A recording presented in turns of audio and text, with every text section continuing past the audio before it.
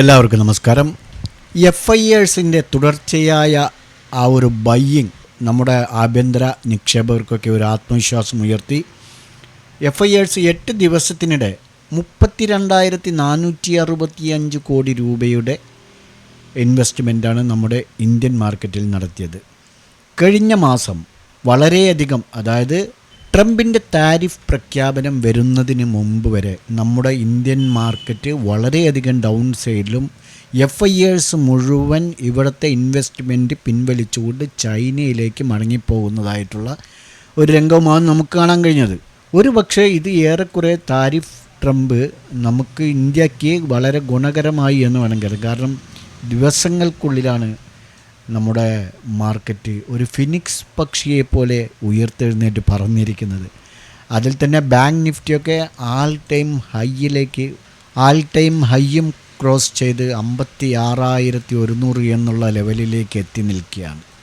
FISൻ്റെ തിരിച്ചുവരവിന് പ്രധാനമായ കാരണങ്ങളിൽ US മാർക്കറ്റിൻ്റെ തകർച്ച തന്നെയാണ്.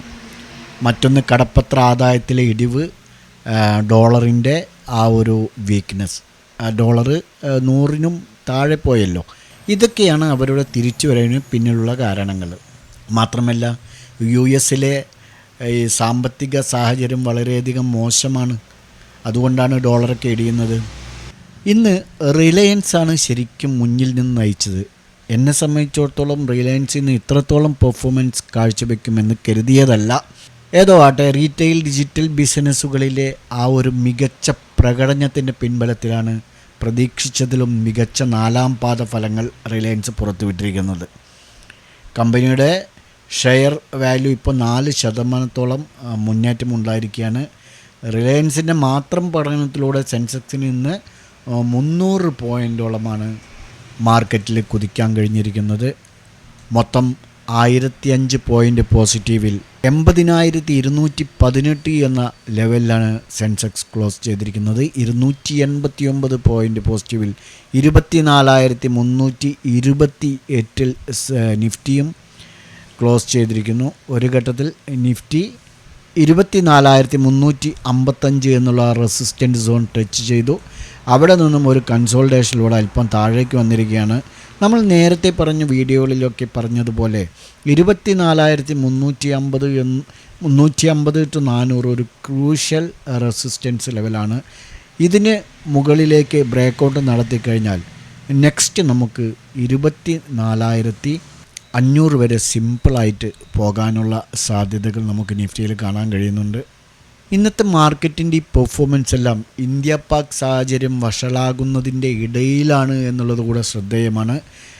2ാം സെഷനിൽ, അതായത് ഉച്ചയ്ക്ക് ശേഷമുള്ള ട്രേഡിങ്ങിനിടെ സെൻസെക്സ് 1000 പോയിൻ്റ് വന്നിരിക്കുന്നത്.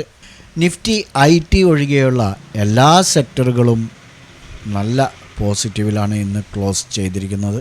ഈ മാസത്തെ സംബന്ധിച്ചിടത്തോളം നമുക്ക് പ്രധാനമായും, അതായത് പ്രത്യേകം എടുത്തു പറയേണ്ട കാര്യം എന്ന് പറയുന്നത്, ഇപ്പോൾ സെൻസെക്സ് ബാങ്ക് നിഫ്റ്റിയൊക്കെ ആണെങ്കിൽ, ഇനിയിപ്പോൾ നിഫ്റ്റി ആണെങ്കിൽ ഡൗൺ സൈഡിലേക്ക് വരികയാണെങ്കിലും ഏകദേശം ഒരു 300-400 പോയിൻ്റ്, അപ്പ് സൈഡിലേക്ക് പോവുകയാണെങ്കിൽ ഒരു 300-400 പോയിൻറ്റിൻ്റെ റാലിയാണ് നടത്തിക്കൊണ്ടിരിക്കുന്നത്. ഈ അടുത്ത കാലത്ത് വന്ന ഒരു പ്രവണതയാണിത്. സെൻസെക്സ് ആണെങ്കിൽ 1000 പോയിൻറ്റും, അതുപോലെ ബാങ്ക് നിഫ്റ്റി ആണെങ്കിലും 1000 പോയിൻറ്റിൻ്റെയൊക്കെ ഡൗൺ സൈഡിലേക്കാണെങ്കിലും അപ്പ് സൈഡിലേക്കാണെങ്കിലും റാലി നടത്തുന്ന ഒരു കാഴ്ചയാണ് ഇപ്പോൾ നമുക്ക് കാണാൻ കഴിയുന്നത്. എന്നാൽ നിഫ്റ്റി IT ഇന്ന് റെഡിൽ ക്ലോസ് ചെയ്തതിൽ അത്ഭുതമില്ല. കാരണം കഴിഞ്ഞ ദിവസം IT 6.5% പോയ വീക്കിൽ നേട്ടമുണ്ടാക്കിയിരിക്കുന്നത്. നിഫ്റ്റി ആട്ടം 358 പോയിൻറ്റ്, അതേപോലെ bank Nifty 768 point. Nifty mid cap, small cap, large cap എല്ലാം തന്നെ 1% കൂടുതൽ പോസിറ്റീവിലാണ് ഇന്ന് ക്ലോസ് ചെയ്തിരിക്കുന്നത്. റിലയൻസ് ഇൻഡസ്ട്രീസ് തന്നെയാണ് ഇന്ന് നേട്ടങ്ങളിൽ മുൻപൻ. 5.26% ഇന്ന് നേട്ടമുണ്ടാക്കിയിരിക്കുന്നത്. തൊട്ട് പിന്നിലായി സൺ ഫാർമ ഇൻഡസ്ട്രീസും ഉണ്ട്, 3% നേട്ടമുണ്ടാക്കി. JSW സ്റ്റീൽ മുതൽ ബാക്കി വരുന്ന 38ഓളം സ്റ്റോക്കുകൾ 0.12% മുതൽ 2.53% വരെ പോസിറ്റീവിലാണ് ക്ലോസ് ചെയ്തിരിക്കുന്നത്. ഇന്ന് ഏറ്റവും കൂടുതൽ ഇടിവ് നേരിട്ടത് ശ്രീറാം ഫിനാൻസാണ്. 5.07% ഇന്ന് ഇടിഞ്ഞിരിക്കുന്നത്. ബാക്കി HCL technology, UltraTech cement, eternal limited, Hindustan Unilever തുടങ്ങി 10ഓളം സ്റ്റോക്കുകൾ വേറെയും ഇന്ന് റെഡിലാണ് ക്ലോസ് ചെയ്തിരിക്കുന്നത്.